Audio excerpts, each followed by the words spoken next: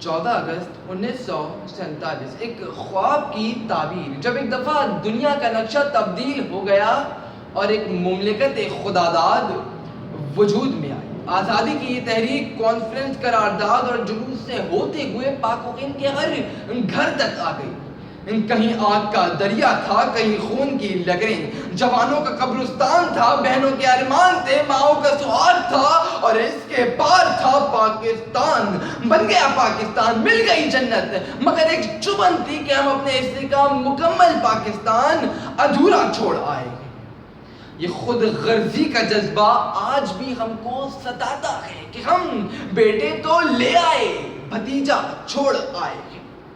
کشمیر پاکستان کا اٹوٹ انگ، ہم سندھ، پنجاب، KPK اور بلوچستان کو بچاتے بچاتے اپنا کشمیر نہ بچا سکے۔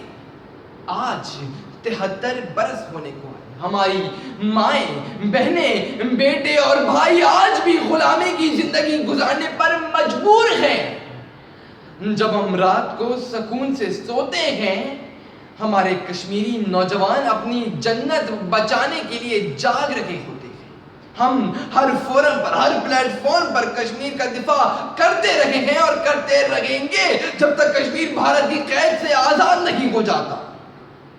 ہم ایک بار دنیا کا نقشہ بدل چکے ہیں، ایک بار بدلنے چلے ہیں۔ ہم ایک جنگ جیت چکے ہیں، جیتنے چلے گئے، ایک خواب کو پورا کر چکے ہیں، ایک پورا کرنے چلے گئے، ایک جنت بسا چکے اور ایک جنت بسانے چلے گئے۔